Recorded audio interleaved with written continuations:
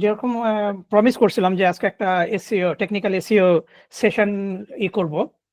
ওকে, তো আমার এই টেকনিক্যাল এসইও সেশনটা হবে সার্চ কনসোলের উপরে, এবং সার্চ কনসোলে আমরা যে ধরনের সমস্যাগুলো দেখা দেয়, যে ধরনের বিষয়গুলো আমাদের কাছে একটু জটিল মনে হয়, আমরা অনেক সময় বুঝি না, বুঝতে পারি না, কিংবা ক্লায়েন্ট বুঝতে চায় না, সেগুলা নিয়ে একটু কথা বলার চেষ্টা করব। আর এই সবচেয়ে বড় বিষয়গুলোর মধ্যে একটা বিষয় হচ্ছে যে why pages are not indexed. এই আপনার যখন পেজেস সেকশনে যান সার্চ কনসোলে, তখন আপনাকে একটা সেকশন আছে যেখানে থাকে why pages are not index. মানে হচ্ছে যে গুগল আপনার ওই পেজগুলোকে কোনো না কোনো কারণে ইন্ডেক্স করে নাই। এখন আমাদের as a SEO, technical SEO person, আমাদের আসলে বিষয়টা হইতেছে যে আমরা কিভাবে এই ইস্যুগুলোকে ফিক্স করতে পারি। ফিক্স করে আমি গুগলের হাতে তুলে দিলাম, এরপরে গুগল ইন্ডেক্স করুক আর না করুক সেটা অনেকটা গুগলের ব্যাপার, রাইট? বাট আমাদের পক্ষ থেকে আমাদেরকে কিন্তু কাজ করতে হবে। তো এইটাই আজকে আমি এক্সপ্লেন করার চেষ্টা করব। ওকে, স্যার, যারা আমার সম্বন্ধে জানেন না, তাদের জন্য একটু বলি, আমার নাম জিনাতুল হাসান। পেশায় হইতেছে টেকনিক্যাল এসইও করতেছি প্রায় আপনার অলমোস্ট 15-20 বছর ধরে। আর হবি হইতেছে ট্রাভেলিং। আমার 2টা বিড়াল আছে, এই জন্য বুঝতে পারতেছেন এই যে সামনে একজন বসে আছে আমার সামনে। ওকে, টেবিল টেনিস খেলি, টেবিল টেনিস খেলতে খুব ভালো লাগে। আর হবির মধ্যে অনেক হবি আছে, যেমন আমি পুরোনো দিনের ফোন কালেক্ট করি, আমি স্ট্যাম্প কালেক্ট করি। আমার প্রায় বাংলাদেশের আপনার স্বাধীনতার পর থেকে আপনার 1985 সাল পর্যন্ত প্রায় 14-15 বছর, এবং স্বাধীনতার আগের স্ট্যাম্প গুলো আছে। আর আর তো অনেক বিষয় আছে যেগুলা বলতে গেলে প্রেজেন্টেশনের সময় শেষ হয়ে যাবে। আহ প্রথমে একটা জিনিস আমি মানে বিলিভ করি, এবং আপনাকে অ্যাজ এ হিউম্যান আমাদের সবারই বিলিভ করা উচিত, সেটা হচ্ছে যে আমাদের সামনে যত প্রবলেম আসে, সেই প্রবলেমগুলোর পিছনে কিন্তু আপনার একটা সুযোগ, একটা অপরচুনিটি হিডেন থাকে। ওকে, এবং আপনি যত প্রবলেম সলভ করবেন, হ্যাঁ, তত বেশি আপনি স্ট্রঙ্গার হবেন, কারণ আপনি ওই হিডেন সিক্রেট, ওই বিষয়গুলো জানতে পারবেন। এবং এই বিষয়টা হচ্ছে আমাদের যে আমরা যারা এসইও করি, টেকনিক্যাল, স্পেশালি টেকনিক্যাল এসইও, তাদের জন্য খুবই খুবই প্রয়োজনীয় যে আপনি যত প্রবলেম সলভ করবেন তত বেশি জানতে পারবেন, রাইট? শুধু জানার বিষয়, ক্লায়েন্টের ওয়েবসাইট র্যাঙ্ক করতেছেন, তারপরে আপনার মানে প্রজেক্ট ভালো হচ্ছে, সেটা তো আসি, but you will feel more and more confident. So এই জিনিসটা, এই এই 2টা লাইন একটু মনে রাখবেন, রাইট? এরপরে তো আমার one of my biggest challenge in my life যেটা ছিল যে আমি যখন দ্য সান নিউজ পেপারে চাকরি শুরু করি। সান নিউজ পেপার হচ্ছে UK one of the biggest, মানে second biggest, almost second biggest newspaper. তো আপনি চিন্তা করতে পারেন যে এই ওয়েবসাইটে কি পরিমাণ পেজ থাকে এবং প্রত্যেকদিন কি পরিমাণ আর্টিকেল পাবলিশ হয়। এবং আমি যখন এই সান নিউজ পেপারে চাকরি শুরু করি, তখন ওদের সার্চ কনসোলে 9 মিলিয়ন, 90 লাখ ইস্যুস ছিল। এবং আমি সানে 2 বছর কাজ করি, এবং 2 বছরে আমি এই 9 মিলিয়নকে 3 মিলিয়নে নিয়ে আসতে পারছি। 6 মিলিয়ন, 6 মিলিয়ন আমি ড্রপ করতে পারছিলাম। সো ওইখান থেকেই মানে দেখা গেছে যে নাও আমার কাছে মনে হয় যে এখন আর কোনো সমস্যাই বড় সমস্যা না, because I already fixed a huge challenge. Okay, so এরপরে তো প্রথমেই আসলে একটা জিনিস আমাদের বুঝতে হবে, সেটা হচ্ছে যে ইন্ডেক্সিং এর প্রবলেম সলভ করার আগে আমাদেরকে জানতে হবে যে ইন্ডেক্সিং এর সিগন্যাল কি কি। কিছুদিন আগে আপনার গুগল একটা স্ক্রিনশট শেয়ার করছে, যেখানে কয়েকটা পয়েন্ট দেয়া আছে এবং বলা হয়েছে যে কোনটা ইন্ডেক্সিং সিগন্যাল, কোনটা ইন্ডেক্সিং সিগন্যাল না। আমাদের অনেকের ধারণা আছে যে আপনার লিঙ্ক কি বলে ভেলোসিটি বেশি হলে মানে যদি অনেক লিঙ্ক হয় তাহলে হয়তোবা র‍্যাংকিং হবে কিংবা hreflang ট্যাগ থাকলে র‍্যাংকিং হবে না, এগুলা না। অন্যদিকে আপনার যেমন আছে যে যদি আপনার ওয়েবসাইটটা যদি সিকিউরড হয়, আপনার কোর ওয়েব ভাইটাল যদি একটা লেভেলে থাকে, খুব বেশিও না আবার এবং খুব কমও যে হতে হবে তাও না। তারপরে হচ্ছে আপনার ডু ফলো লিঙ্ক আছে। তারপরে আপনার এখানে কনটেন্ট আপনি নিয়মিত কনটেন্ট পাবলিশ করেন। এগুলো হচ্ছে আপনার ইনডেক্সিং সিগনাল। মানে এইগুলো গুগলকে সিগনাল দেয় যে এই ওয়েবসাইটটাকে ইনডেক্স করা উচিত। এরপরে গুগল করলো কি করলো না সেটা পরের কথা। কিন্তু এগুলো আপনাকে মেইনটেইন করতে হবে। এগুলো মেইনটেইন করার পরেও কিন্তু দেখা যায় যে অনেক সমস্যা থাকতে পারে। এখন আমি সেই সমস্যাগুলোকে একটু আপনাদের সাথে এক্সপ্লেইন করার চেষ্টা করব। ওকে। তো মানে প্রধান কিছু সমস্যা সার্চ কনসোলের, রাইট? প্রধান কিছু সমস্যার মধ্যে একটা মানে এই আপনি যখন ইয়েতে যান, সার্চ কনসোলে যান, পেজেস সেকশনে যান তখন দেখবেন যে এই ধরনের একটা আপনার কাছে লিস্ট দেয়া থাকে, রাইট? এবং এখানে অনেকগুলো থাকে। তা এখানে একটা বিষয় আছে যে আপনি এখানে দেখতে পাচ্ছেন কিনা যে সবগুলোর মধ্যে আছে ওয়েবসাইট। কিন্তু নিচের দিকে আপনি দেখবেন যে কয়েকটার মধ্যে হয়তোবা লেখা থাকবে Google Systems। তো Google Systems এর ব্যাপারটা হচ্ছে যে আপনি যখন আ এই ইস্যু গুলো Google এর সিস্টেমের উপরে নির্ভর করে। এটা ডিরেক্টলি আপনি ইনফ্লুয়েন্স করতে পারবেন না। এটা আপনার দোষ না, এটা আপনার ওয়েবসাইটের দোষ না। এটা Google এর সিস্টেমের সমস্যা। বাদবাকি যেগুলো আছে সেগুলো আপনি ফিক্স করতে পারবেন। ওকে? সো চলেন তাহলে ১ম দিকে আমরা যাই। আ ১ম এ হচ্ছে যে alternate page with proper canonical tag। এটা খুবই একেবারেই কমন। আপনার যদি ১০ টা পেজও থাকে আপনি এই সমস্যাটা দেখতে পারবেন এবং আপনার যদি লাখ পেজ থাকে আপনি ওখানে সমস্যাগুলো দেখতে পারবেন। তো এইটা মেইনলি হয় হচ্ছে আপনার মনে করেন নিউজ পেপার এবং ই-কমার্স ওয়েবসাইটের কারণে। ই-কমার্স ওয়েবসাইটে যেটা হয় যে আপনার ফ্যাসেট নেভিগেশন যে আপনার যে ফিল্টার গুলা থাকে, ফিল্টারের কারণে আপনার দেখা যায় যে লাখ পেজ ক্রিয়েট হয়। এটা একটা। আর হচ্ছে যে আ আপনার ইয়ের জন্য কি বলে নিউজপেপারে আপনার হইতে পারে ক্যাটেগরি, সাব ক্যাটেগরি, পেজিনেশন এই সবকিছুর কারণে। এবং এই পেজগুলোকে আপনি যদি ঠিকমতো ট্রিট না করতে পারেন, তাহলে দেখা যাবে যে লাখ কোটি পেজ ক্রিয়েট হচ্ছে এবং এই ইউআরএল গুলো কোনো মানে আপনার কি বলবো আ যে আ ইউনিক কনটেন্ট দিচ্ছে না। রাইট? তার ফলে দেখা যাচ্ছে আপনার ক্রল বাজেট কিন্তু মানে শেষ হয়ে যাবে। সো এটা ফিক্স করার কয়েকটা মানে আপনি কিভাবে হ্যান্ডেল করবেন তার কয়েকটা বিষয় আমি এখানে বলে দিছি। সেটা হচ্ছে যে ১ম এ চেক করে দেখেন যে ক্যানোনিকাল ট্যাগ গুলা ঠিক আছে কিনা। এটা সবচেয়ে বেশি ইম্পোর্টেন্ট। ওকে?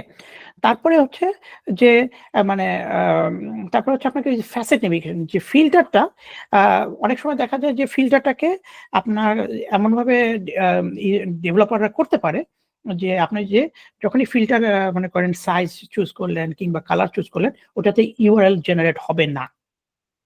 তো ওইটা যদি করা যায় ওটা এক্সেলেন্ট একটা বিষয়। তাহলে আপনার আ ইউআরএল গুলো মানে নতুন ইউআরএল ক্রিয়েট হবে না প্রত্যেকটা ফিল্টারের কারণে। তারপরে দেখা যায় যে আপনার সাইজ আছে স্মল, মিডিয়াম, লার্জ, ঠিক আছে? ওইগুলোর ক্ষেত্রে যেটা হয় যে আপনি নো ইনডেক্স বসায় দিলেন। মেইন ইউআরএল টা থাকবে হচ্ছে আপনার ইন্ডেক্সেবল কিন্তু যতগুলো ভেরিয়েশন পেজ থাকবে, যতগুলো ভেরিয়েশন ইউআরএল থাকবে সবগুলোতে নো ইনডেক্স বসায় দিবেন। আচ্ছা এটা গেল।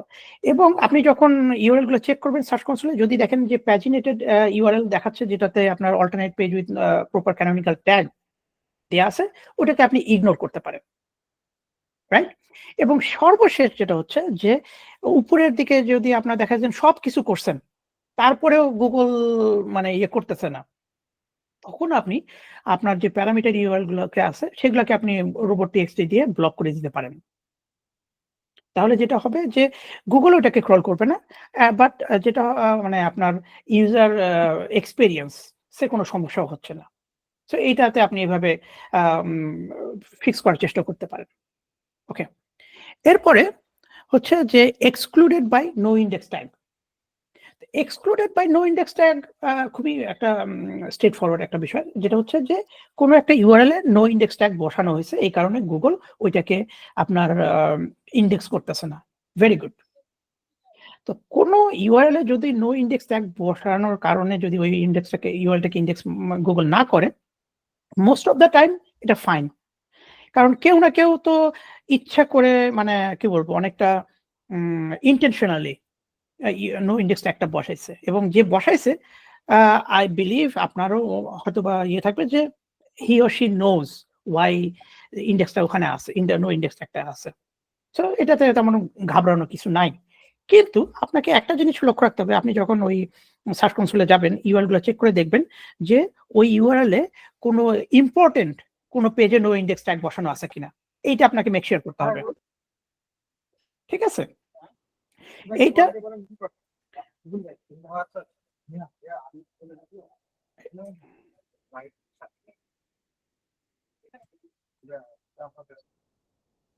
ওকে।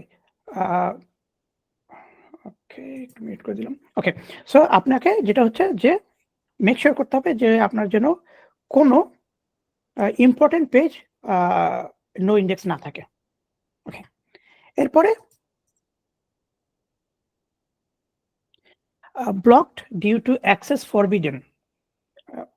এর মধ্যে আপনার থাকতে পারে 403 থাকতে পারে, 410 থাকতে পারে, 401 থাকতে পারে। তো এগেন যে যদি 403, 410, 401 হয়, মোস্ট অফ দ্য টাইম আমরা ধারণা করে নিই যে এটাকে ইচ্ছা করে বসানো হয়েছে। যে কোনো একটা স্টেজিং ওয়েবসাইট আছে কিংবা কোনো একটা পেজ আছে যেটাতে আমরা এই মানে স্ট্যাটাস কোড গুলো বসাইছি যাতে গুগল ওই পেজগুলোকে ইন্ডেক্স করতে না পারে আগেরটার মতো। কিন্তু এগেন আপনাকে যেটা জিনিস মনে রাখতে হবে যে এই পেজগুলোর মধ্যে যেন কোনো ক্রিটিক্যাল পেজ না থাকে, এতটুকুই। এর মধ্যে আপনার তেমন কিছু করার নাই। কারণ এই 403, 410, 401 এই স্ট্যাটাস গুলো খুবই স্পেশাল স্ট্যাটাস। এটা আপনার সাধারণত দেখা দেয় না। ওকে। এরপরে হচ্ছে যে পেজ উইথ রিডাইরেক্ট, এটা খুবই একটা ইম্পর্টেন্ট, খুবই ইম্পর্টেন্ট। কেন বলতেছি যে রিডাইরেক্ট অনেক কারণে হইতে পারে, রাইট? তো এই কারণে আপনাকে যেটা হচ্ছে যে খুঁজে বের করতে হবে যে প্রত্যেকটা রিডাইরেক্ট কেন হইতেছে। এখন প্রত্যেকটা রিডাইরেক্ট কেন হচ্ছে, আপনার যদি মনে করেন ১ লাখ পেজ দেখা গেল যে 100,000 রিডাইরেক্ট দেখাচ্ছে সার্চ কনসোলে। দ্যাট ডাজন্ট মিন যে আপনার ১ লাখ কারণে হয়েছে। দেখা গেছে একটা কারণেই ১ লাখ পেজ রিডাইরেক্টের ফেস করতেছে। তো আপনাকে বের করতে হবে যে কোন প্যাটার্নে, কোন কারণে রিডাইরেক্ট হচ্ছে এবং এই ফিক্স গুলো হচ্ছে টাইম কনজিউমিং। অনেক সময় লাগে যে আপনার দেখা গেল যে আম একটা করে চেক করতে হইতেছে কিংবা আ আ কেন হচ্ছে আপনাকে এই টিমের, আপনার যদি একটা অনেক বড় ওয়েবসাইট থাকে, এই টিমের সাথে যোগাযোগ করতে হবে, ওই টিমের সাথে যোগাযোগ করতে হবে ইত্যাদি। এবং যেটা হচ্ছে যে এই 301 যে ধরনের রিডাইরেক্ট হোক না কেন, এগুলো আপনার ক্রল বাজেট খায়। সো এটাকে ফিক্স করাটা খুব জরুরি। স্পেশালি যদি আপনার অনেক বড় ওয়েবসাইট হয়। রাইট? সো এখন কি করতে হবে আমাদেরকে? আমাদেরকে ১ম এ চেক করে দেখতে হবে, ১ম এ যেটা হচ্ছে যে আপনারে যদি মনে করেন একটা অনেক বড় আর্টিকেল লেখা আছে, হ্যাঁ? এর মধ্যে ইন্টারনাল লিঙ্ক আছে এবং ওই ইন্টারনাল লিঙ্কটা হচ্ছে রিডাইরেক্ট। ওই ইন্টারনাল লিঙ্কটা সরায় দেন। সরায় দিয়ে যে রিয়াল নতুন যে প্রপার ইউআরএল সেটা বসান। তাহলে কি হবে? ওই রেফারেন্সটা উঠে যাবে। বুঝাইতে পারলাম? যে আপনার মনে করেন একটা আর্টিকেল লিখছেন, ওই আর্টিকেলের ভিতরে একটা ইউআরএল আছে, সেই ইউআরএলটা রিডাইরেক্ট হয়ে অন্য আরেকটা ইউআরএল এ চলে যাচ্ছে। তাহলে আপনি এই যে রেফারেন্সটা সেটাকে ওই ইউআরএলটাকে বসায় দেন, রিপ্লেস করে দেন। যাতে গুগল এই রিডাইরেক্ট ইউআরএলটা খুঁজে না পায়। রাইট? এটা একটা। তারপরে যে হচ্ছে যে অনেক সময় দেখা যায় যে রিডাইরেক্ট চেইন আছে। আপনি একবার রিডাইরেক্ট মারছেন, আপনার কলিগ আইসা আবার ইউআরএল চেঞ্জ করছে। সে আবার আরেকটা রিডাইরেক্ট মারছে। তারপরে কলিগ আসছে, আরেকজন এসে আরেকটা রিডাইরেক্ট মারছে। যেটা হয় যে রিডাইরেক্ট লুপে পড়ে যায়। এবং যতবার রিডাইরেক্ট লুপে পড়বে, ততবার কিন্তু গুগল আপনার মনে করেন একটা রিডাইরেক্টে আপনার ৫ টা ৬ টা হপ আছে, জাম্প আছে। তো এখন প্রত্যেকবার গুগল কিন্তু ওইভাবে ক্রল বাজেট খরচ করতেছে। একটার পরে একটা, একটার পরে একটা, একটার পরে একটা।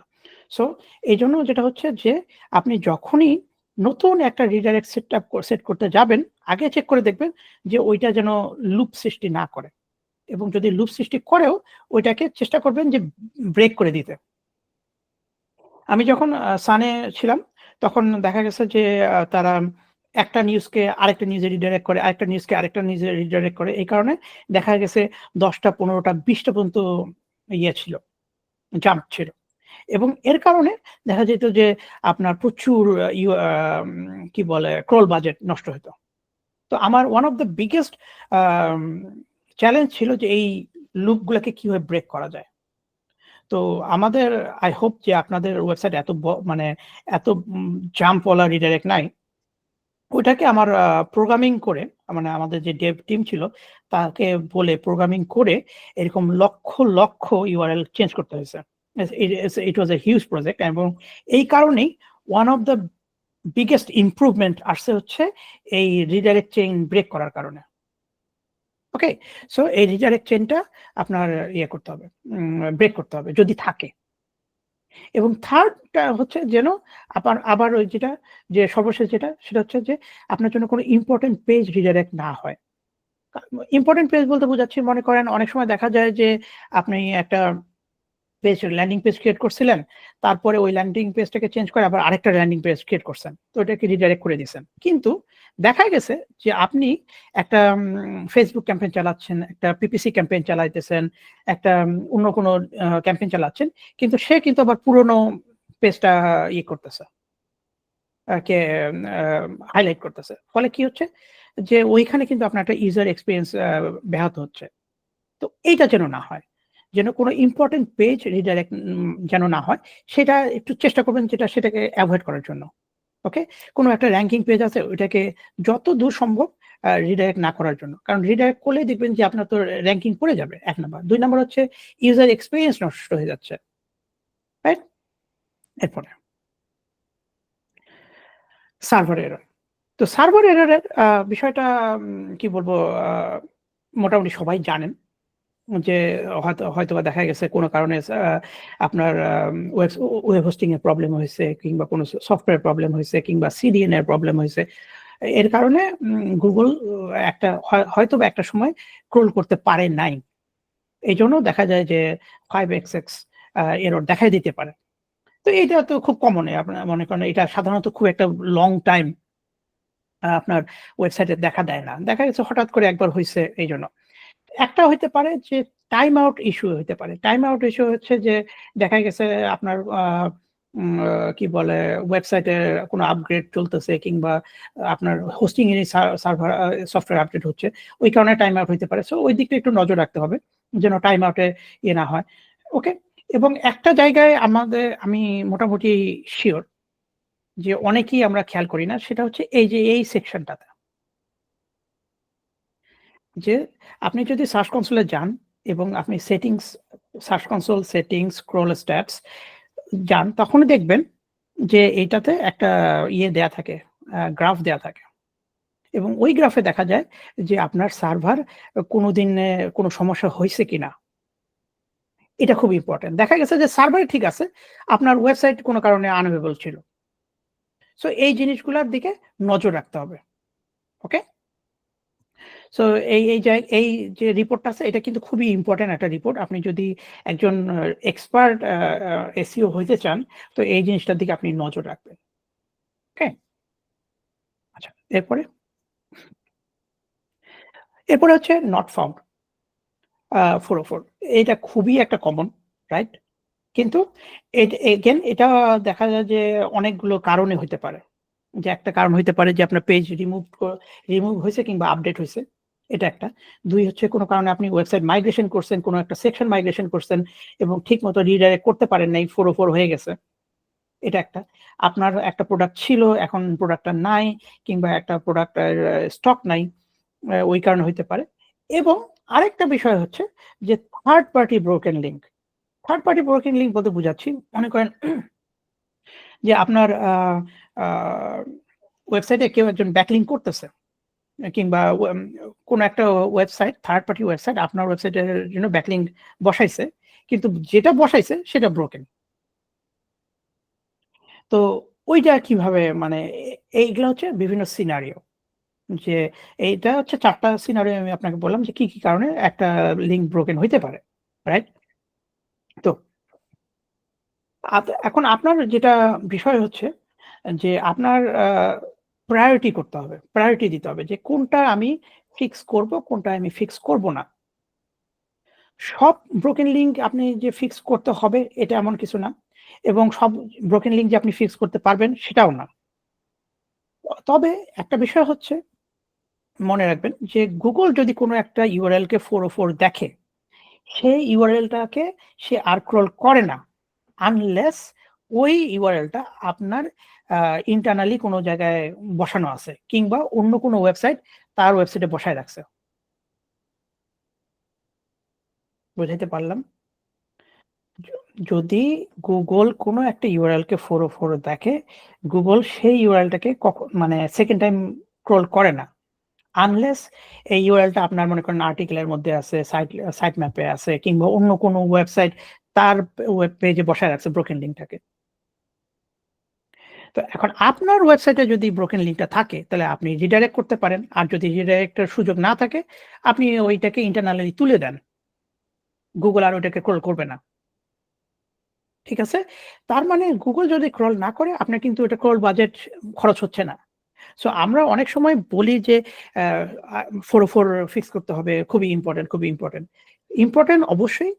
তবে ওটা হচ্ছে ইউজার এক্সপেরিয়েন্স এর জন্য। যাতে ইউজার এসে 404 URL না দেখে। কিন্তু যেটা বললাম যদি আপনি ইন্টারনালি ওই URL টাকে তুলে দেন, Google আর ওটাকে ক্রল করবে না। সো ক্রল এর জন্য ওটা খুব একটা ইম্পোর্টেন্ট না। ওকে? এবং আবার আগে যদি আমি আবার ব্যাক করি আগের কথায় যে আপনাকে রিডাইরেক্ট চেইন এভয়েড করতে হবে। ওকে? রিডাইরেক্টস আর worse than 404 কারণ রিডাইরেক্ট ক্রল বাজেট খায়। 404 ক্রল বাজেট খায় না। এটা মনে রাখতে হবে।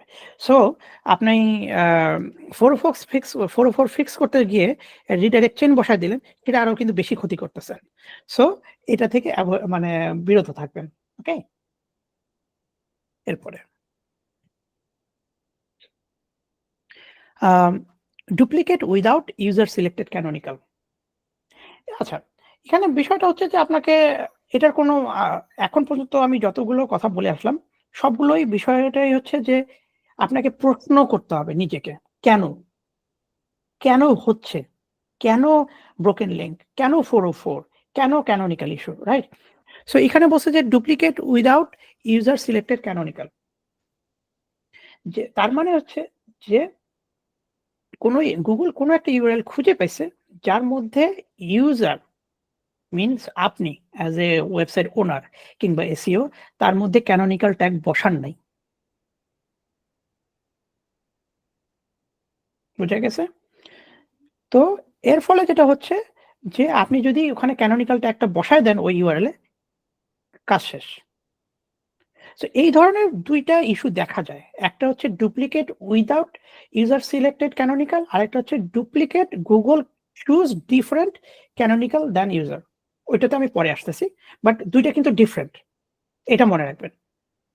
যদি উইথআউট দেখায় তার মানে হচ্ছে যে ওই URL এ ক্যানোনিকাল ট্যাগ নাই। Google নিজের ইচ্ছামত একটাতে বসায় নিছে। হুম? ওকে। আচ্ছা, এখানে একটা বলতে বলতেছি সেটা হচ্ছে যে আ সফট 404 এটা খুবই একটা ভেজাইল্লা একটা জিনিস। কেন হচ্ছে যে সফট 404 এ আপনার কোনো সমস্যা আপনি খুঁজে পাবেন না। Google বলবে না যে আপনার কি সমস্যা সফট 404 এ। তো সফট 404 এর সমস্যাটা সাধারণত ৩ টা কারণে হয়। দেখা গেছে যে একটা পেজ আছে যে পেজে আ জাভাস্ক্রিপ্ট এর সমস্যা আছে। হয়তোবা ইন্টারনালি কোনো এরর দেখা দিচ্ছে কিন্তু আপনি externally on the front end আপনি কোনো সমস্যা দেখতে পারতেছেন না। সেই ক্ষেত্রে একটা আ আপনার আ সফট 404 Google দেখাইতে পারে। কারণ হচ্ছে Google যখন পেজটাকে রেন্ডার করে তখন সে সমস্যাটা দেখতেছে এবং গুগল মনে করতেছে যে এই সমস্যাটা একটা ইউজারের জন্য সমস্যা হইতে পারে। কিন্তু ইউজার কিন্তু দেখতেছে না। তখন ওইটাকে সফট ফরওয়ার্ড ডিক্লেয়ার করে দিল গুগল। ওকে? ঠিক তেমনভাবে এখানে সিএসএস এরও একটা সমস্যা হইতে পারে। ওকে? এটা একটা গেল। এবং লাস্ট হচ্ছে যে কনটেন্ট। কনটেন্টটা কি? আপনার একটা পেজে যদি খুবই কম ইউনিক কনটেন্ট থাকে, গুগল ধারণা করবে যে এই পেজটা হয়তোবা ব্রোকেন। কারণ এই পেজের মধ্যে কোনো ইউজফুল কনটেন্ট নাই। ওকে? তখন গুগল একটা সফট ফরওয়ার্ড দেখা দিতে পারে। তো এখন as a expert, technical SEO expert আপনাকে খুঁজে বের করতে হবে যে এই সমস্যাটা কোথায়? এবং এই সমস্যাটা খুবই একটা কঠিন সমস্যা। কারণ ইউ ডোন্ট নো যে গুগল বলতেছে না আপনাকে কোথায় সমস্যা। এটা কি জাভাস্ক্রিপ্ট এর সমস্যা নাকি সিএসএস এর সমস্যা নাকি কনটেন্ট এর সমস্যা? সো আপনাকে বেসিক্যালি বিভিন্ন জিনিস চেক করে দেখতে হবে। তো one of the best way to check যদি আপনার জাভাস্ক্রিপ্ট এবং সিএসএস এর হয়, আপনি চেক করে দেখবেন যে ওই যে ইউআরএল ইন্সপেকশন টুল আছে সার্চ কনসোলে সেইটা ঠিকমতো কাজ করতেছে কিনা। রাইট?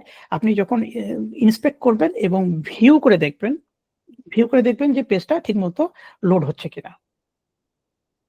ওকে? সো ওইভাবে করে আপনাকে আ এই বিষয়টা ফিক্স করতে হবে এবং এটা খুবই একটা যেটা বললাম যে খুবই চ্যালেঞ্জিং একটা বিষয়। ওকে। আচ্ছা, যেটা আগে বলছিলাম যে duplicate Google choose different canonical than user. তো এই বিষয়টা হচ্ছে যে আপনার অনেক পেজ আছে, স্পেশালি প্যাজিনেটেড পেজ আছে। গুগল হঠাৎ করে দেখা গেল পেজ যে কিরকম হয় abc.com/page/10 abc .com /page/11 11 right? তো গুগল দেখা যায় যে অনেক সময় এই আ একটা পেজের ক্যানোনিকাল এর জন্য আরেকটা পেজকে অ্যাসাইন করে দেয়। আবার এই পেজটা আবার ক্যানোনিকাল, ওইটাও ক্যানোনিকাল কিন্তু এই ক্যানোনিকাল বসায় দিছে ওইটার কারণে। যদিও আপনি ডিক্লেয়ার করে দিয়েছেন। তো এই ধরনের যখন কনফ্লিক্টেড ইস্যু হয় তখন গুগল আবার এরর দেখায়। গুগল নিজেই এই মানে কাজটা করে। করার পরে আবার নিজেই এরর দেখায় যে এখানে তোমার একটা এরর আছে। সো এ তো এই কারণে যেটা আমি আগেই বলছিলাম যে আপনাকে যদি এই এররটা এই সমস্যাটা দেখেন, এই সমস্যাটা দেখলে আপনি আগে ইয়ে করবেন, ইনভেস্টিগেট করবেন যে কেন দেখাচ্ছে, রাইট? এবং যদি এটা প্যাজিনেটেড পেজ হয় আপনি এটাকে ইগনোর করে দিতে পারেন। আর যদি প্যাজিনেটেড পেজ না হয়, অন্য কোনো পেজ হয়, তখন চেষ্টা করবেন যে প্রত্যেকটা পেজের মধ্যে একটু ইউনিক কনটেন্ট বাড়ায় দিতে। যখনই আপনি ইউনিক কনটেন্ট বাড়ায় দিবেন, তখন দেখবেন যে এই প্রবলেমটা সলভ হয়ে যাবে। ওকে? সো এটা আ মানে এভাবে আপনি ফিক্স করতে পারবেন। এই যে এবং এইটা আমি আগেই বলছিলাম, এটা কিন্তু আপনার Google সিস্টেম প্রবলেম। এটা আপনার ওয়েবসাইটের প্রবলেম না। এটা Google সিস্টেম প্রবলেম। সো আপনার দায়িত্ব আপনাকে ফিক্স করা যতটুকু পারেন আপনি করবেন। আর বাদবাকিটা হচ্ছে Google এর উপর। ওকে। আচ্ছা, লাস্ট থিং, লাস্ট থিং হচ্ছে যে আ বিষয়টা হচ্ছে এরকম যে আপনার প্রত্যেকটা সমস্যা ইস আপনি কখনোই সমাধান করতে পারবেন না সার্চ কনসোলে। ১ মনে রাখবেন। ২ হচ্ছে যে আপনাকে সার্চ কনসোলকে এরর ফ্রি করতে হবেও না। ওকে? ৩ হইতেছে যে আপনি কখনোই আ ক্লায়েন্টকে বলবেন না যে আমি তোমার সার্চ কনসোল এর সব প্রবলেম সলভ করে দেব। রাইট?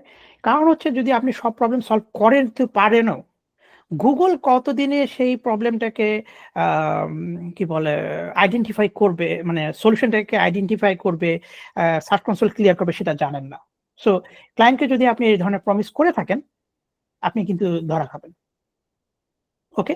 তো সবচেয়ে ইম্পোর্টেন্ট বিষয় যেটা হচ্ছে যে আপনাকে আসলে ডিসাইড করতে হবে আপনি কোন ইস্যুটাকে ফিক্স করবেন। তো কোন ইস্যুটাকে ফিক্স করবেন? ওই আগেই বললাম যে ইস্যুগুলো আপনার আ ওয়েবসাইটের ক্রল বাজেট খায়। সেই ইস্যুগুলাকে আগে ফিক্স করার চেষ্টা করবেন। ঠিক আছে? এবং যেটা হয় যে আ সার্চ কনসোল হচ্ছে আপনার একটা সোনার খনির মতো। সোনার খনির মতো এবং এর মধ্যে দেখবেন আপনি অনেক ধরনের সমস্যা খুঁজে পাবেন যেটা আপনি কোনদিন খেয়ালেও করেন নাই, দেখেনও নাই, জানেনও না। ওকে? সো এবং এটা প্রত্যেকটা জায়গায় ঘেঁটে, ঘেঁটে দেখেন খুবই মানে ইটস এ অ্যামেজিং প্লেস। যদি আপনি এটাকে ঠিকমতো ইউটিলাইজ করতে পারেন। সো আপনার যদি টেকনিক্যাল এসইও তে আপনার যদি ভবিষ্যৎ মানে আপনি ভবিষ্যৎ গড়ে তুলতে চান কিংবা টেকনিক্যাল এসইও একজন এক্সপার্ট হতে চান, ইউ হ্যাভ টু নো যে what's happening in your search console. এটা খুবই, খুবই ইম্পোর্টেন্ট বিষয়। হুম? এবং মানে লাস্ট পয়েন্ট হচ্ছে যে আ সবসময় ক্লায়েন্টকে মানে করে রাখবেন, ইনফর্ম করে রাখবেন যে, "তোমার ওয়েবসাইটের এই সমস্যা হয়েছে, আমি এটা ফিক্স করতেছি। আজকে এটা ফিক্স করব, কালকে এটা ফিক্স করব, পরশুদিন এটা ফিক্স করব। কিংবা এটা ফিক্স করা হয়েছে। এটা কেন ফিক্স করলাম?" এই ধরনের। মানে অনেক বড়, বড় রচনা লেখার দরকার নেই। ১ লাইন ২ লাইন করে তাকে বললেন কিংবা লিখে দিলেন। তাহলে যেটা হচ্ছে যে আপনি যে কাজ করতেছেন, আপনি যে if that you are working hard, right? এটা তাকে জানাইতে পারলেন। এবং সেও জানলো যে আপনি কাজ করতেছেন। হঠাৎ করে আপনি মনে করেন আপনার সাথে চুক্তি হইছে ৩ মাসের। আপনি আ ৩ মাস পরে এসে বললেন, "আমার কাজ সব শেষ, আমারে টাকা দাও।" ক্লায়েন্ট কইব, "তুমি তো কাজ করিইনি।" তো এটা একটা ইম্পোর্টেন্ট বিষয় যে আ সবসময় ক্লায়েন্টকে একটা ইনফর্ম রাখবেন যে আ ওকে, আমার এইটা প্ল্যান, আমি এইভাবে ডেলিভারেবল দিব, এভাবে এত তারিখে দিব কিংবা আপনি নিজেই উইকলি, মান্থলি একটা মিটিং এর ব্যবস্থা করেন। রাইট? তো এর ফলে আপনার সাথে ক্লায়েন্টের একটা ভালো একটা সম্পর্ক গড়ে উঠবে। ওকে। সো শেষ? আ না। যেটা যেটা হচ্ছে যে আম একটা প্রমিস করছিলাম যে আমি সার্চ কনসোল নিয়ে একটা কথা বলব আর ক্লায়েন্ট হ্যান্ডলিং নিয়ে একটা কথা বলব। সো ফার্স্ট পার্টটা শেষ হলো। সেকেন্ড পার্টটা খুব তাড়াতাড়ি শেষ হয়ে যাবে। সো সেকেন্ড পার্টটাতে যাই। সেটা ছিল যে আ ১০ টা বিষয় আপনি মনে রাখবেন। ক্লায়েন্টের সাথে যখন কি বলে কথাবার্তা বলবেন কিংবা ক্লায়েন্টের সাথে কমিউনিকেট করবেন। সেটা হচ্ছে যে আমি কয়েকদিন আগে আমার Facebook পেজে বলছিলাম যে ক্লায়েন্টকে স্যার, ম্যাডাম, ডিয়ার এগুলা বলার দরকার নেই। এটাতে ক্লায়েন্ট খুশি হওয়ার চেয়ে একটু আনইজি ফিল করে। হুম? যে স্পেশালি ডিয়ার। এই শব্দটা আমি মানে এ এশিয়ানদের মধ্যে অনেক পাইছি এবং যদি আমি এতদিন যদি এখন বাংলাদেশে থাকতাম হয়তো আমিও ভুল করে স্যার, ম্যাডাম, ডিয়ার ডাকতাম। এই জিনিসগুলা খুবই একটু একটু আম কি বলে আনইজি ইয়ে করে। আমি যখন লাইফের ১ম একটা বড় কোম্পানিতে ঢুকি আপনার ২০০৭ এ। তো আমি হঠাৎ করে উম মানে আমাদের যে ইয়ে সিইও আমি তো একেবারেই নতুন। আমি ২০০৬ মনে হয়। আ আমি তাকে স্যার ডাকলাম। ওকে। ও বলে তুমি আ ও বলে, "স্যার কেন ডাকতেছো?" আমি বললাম, কি ডাকবো?" বলে কি যে, "আমার নাম ধরে ডাকবা।" আমি বললাম, "কেমন তখন আমি একটু হ্যাঁ?" পরে, "হ্যাঁ, নাম ধরে ডাকবা।" তো তখন আমি তাকে তার নাম জেকব ছিল। তো আমি তাকে জেকব বলে ডাকতাম। কিন্তু ১ম আমার কাছে মনে হইতো, এটা কেমন কথা? মানে নাম ধরে ডাকা। So don't call them by like sir, madam তারপরে ডিয়ার এটা।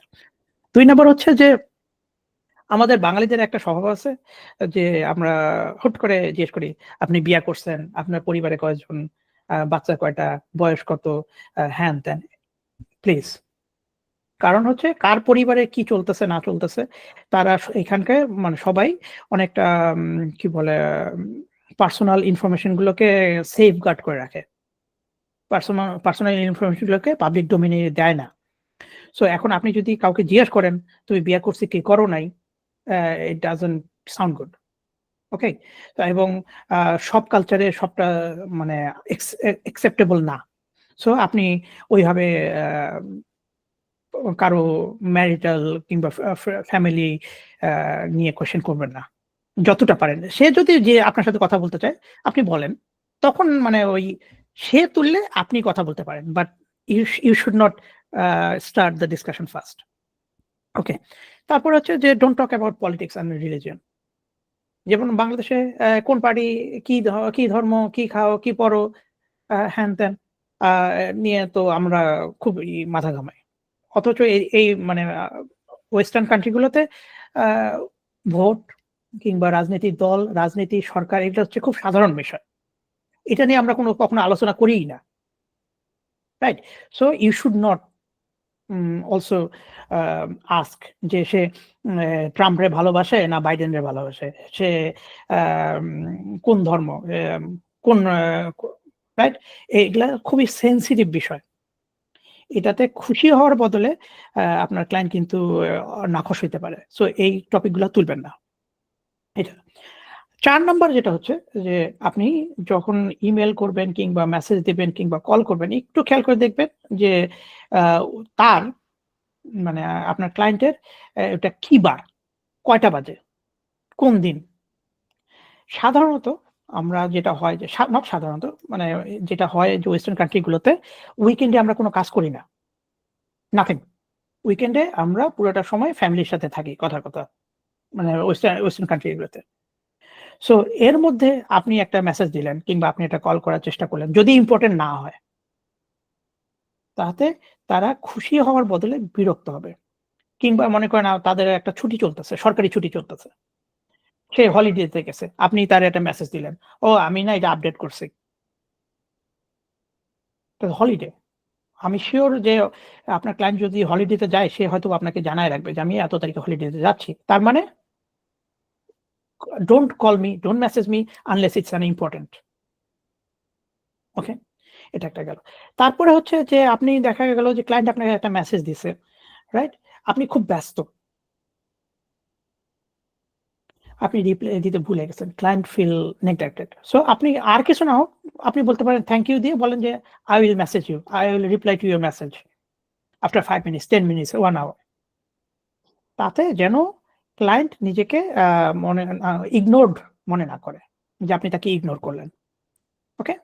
এরপরে ৬ নম্বরে আসতেছে যেটা আমি আগেই বললাম, অ্যা বলছি যে কখনোই ওভার প্রমিস করবেন না। যে আমি তোমার জন্য মানে মঙ্গল গ্রহে যাবো, চাঁদের দেশে যাবো, আ আ চাঁদ তারা পেড়ে নিয়ে এসে দেবো। এই ধরনের কোনো ইয়ে করবেন না। যতটুকু পারেন ততটুকু করার চেষ্টা করেন। কারণ যখনই আপনি বেশি প্রমিস করলেন এবং কাজটা পাইলেন, যদি ওটা ডেলিভারি না দিতে পারেন, ওই ক্লায়েন্ট তো আপনার হাতের থেকে চলে গেল। হয়তোবা ওই প্রজেক্টটা আপনি আ শেষ করছেন, শেষ করে ক্লায়েন্ট খুশি হইল না। তারপরে টাকা দিল। কিন্তু ওই ক্লায়েন্ট আর আপনার কাছে ফেরত আসবে না। সো কখনোই আপনি ওভার প্রমিস করবেন না। এটা একেবারেই ইয়ে না, না। ওকে। এরপরে হচ্ছে যে যখন দেখা যায় যে আজকাল আমরা যখন মেসেজ-টেসেজ দেই, অ অহেতুক মনে করা যে এইটা, চাঁদ, তারা, নারী, নক্ষত্র কত ধরনের ইমোজি ইউজ করে। এটা it doesn't look professional. It look bad. It looks um cringe. So এই ধরনের অহেতুক মেসেজের মধ্যে ইমোজি ইউজ করবেন না। স্ট্রেইট ফরওয়ার্ড কথা বলেন। হয়তোবা মাঝে মধ্যে ১ টা ২ টা থামস আপ দিতে পারেন, হ্যাঁ, ইয়ে দিতে পারেন। বাট এছাড়া আ খুব বেশি বিভিন্ন ধরনের রং-বেরঙের ইমোজি পাঠানোর দরকার নাই। এটা খুবই বিরক্ত লাগে। ওকে? তারপরে হচ্ছে ৮ নাম্বার, ক্লায়েন্ট আপনার কিন্তু ফ্রেন্ড না। এটা মনে রাখবেন। আপনার ক্লায়েন্ট আপনার ফ্রেন্ড না। সো তারে আপনি আ Facebook এ এড করলেন, তারে আপনি Instagram এ এড করলেন, তারে আপনি TikTok এ এড করলেন। আ কইরা তারে আবার কি বলে অ্যা বিভিন্ন স্ট্যাটাসের মধ্যে তারে আবার এড করে দিতেছেন। এটাতে তারা কিন্তু বিরক্ত হয়। আপনার ক্লায়েন্ট আপনার ফ্রেন্ড না। সো আপনার Facebook এ থাকবে কেন? খুব বেশি হলে তো আপনার LinkedIn এ থাকতে পারে। আপনার TikTok এ থাকতে পারে। যদি তারা if they are active in that মানে আপনার প্রফেশনাল নেটওয়ার্ক গুলাতে থাকবে। Facebook is for your friend unless you are using for your work. But তাকে আপনি ফ্রেন্ড লিস্টে ঢুকায় দিলেন। তারপরে কি হইলো? তারে ফ্রেন্ড লিস্টে ঢুকায় দিলেন। আপনার ফ্রেন্ডরা আবার তারে আবার ফ্রেন্ড রিকোয়েস্ট পাঠানো শুরু করল। It looks bad. So unless you are really close with your client, আপনি অনেক বছর কাজ করছেন, আপনার you became a friend, then আপনি ফ্রেন্ড লিস্টে মানে এড করতে পারেন। বাট নতুন একটা ফ্রেন্ড পাইলেন তাকে মানে দেখানোর জন্য তারে Facebook এ এড করে দিলেন। আপনার ফ্রেন্ডরা Facebook এ করতেছে, তারে মেসেজ পাঠাইতেছে, তারে রিকোয়েস্ট পাঠাইতেছে। Don't do that. ওকে? আচ্ছা। এরপরে যেটা হচ্ছে যে ক্লায়েন্ট ইস অলওয়েজ রাইট। একটা কথা আছে। তো ইয়েস, কথা আছে কিন্তু ক্লায়েন্ট সবসময় রাইট না। তো সেই ক্ষেত্রে আপনি ডাইরেক্ট না বলবেন না। যে না তুমি ভুল। রাইট? আপনি আপনার যুক্তি দিয়ে তাকে বোঝানোর চেষ্টা করেন যে what he is saying is incorrect. কথা বলার ২ টা ওয়ে আছে। একটা হচ্ছে you are wrong আর একটা হচ্ছে you are incorrect. Maybe you are incorrect. Okay? Or right? So এইভাবে আপনি মানে কথা মানে ইয়ে করবেন। তার সাথে বলার মানে কথা বলার চেষ্টা করবেন। এটা ওকে? আর লাস্ট ওয়ান হইতেছে যে কখনোই উইথআউট নোটিস ডেডলাইন মিস করবেন না। আপনি যে আপনাকে একটা ক্লায়েন্ট একটা কোনো কাজ দিছে, আপনি নির্দিষ্ট টাইমের মধ্যে শেষ করতে পারতেছেন না। এই জিনিসটা কিন্তু আপনি ডেডলাইন এর আগেই টের পেয়ে গেছেন। যে আপনার দ্বারা মানে আপনার কোনো কারণে আপনি শেষ করতে পারবেন না। তাকে আগেভাগেই জানায় রাখেন। ৫ ঘন্টা, ১০ ঘন্টা, ১৫ ঘন্টা একদিন আগে জানায় রাখেন। কারণ হচ্ছে দেখা যেতে পারে যে আপনি যে একটা কাজের ডেলিভারি দিবেন সেইটার উপরে নির্ভর করে সে আরেকটা কাজ প্ল্যান করে রাখছে। তো আপনি যদি কোনো কারণে ওইটা মিস করেন এবং তাকে না বলেন এবং শেষ মুহূর্তে এসে বলেন যে, সরি আমি দিতে পারলাম না, মিস করে গেলাম।" সে কিন্তু একটা ফলস পজিশন এ পড়ে যাবে। সো এই বিষয়টা আপনাকে নজর রাখতে হবে যেন আপনি ডেডলাইন নোটিস ছাড়া ডেডলাইন মিস না করেন। ঠিক আছে? তো আ এই পর্যন্তই আজকে লাইভ সেশনটায়। সো আই হোপ যে আপনাদের ভালো লাগলো। আর আমি জানি না যে কোনো Q&A এর টাইম আছে কিনা? Otherwise we can I can finish it here.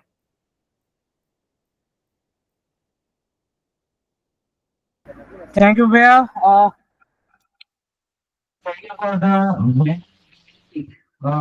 in-depth review of your session. Sorry, Bea. আমি আসলে গ্রাফিক ডিজাইন ব্যাকগ্রাউন্ডের আমি শুনছিলাম মনোমুগ্ধ ভাবে, but it is not my type of content, but I am the host and আপাতত ভাইয়া আমরা as early as possible next সেশনে মুভ করব।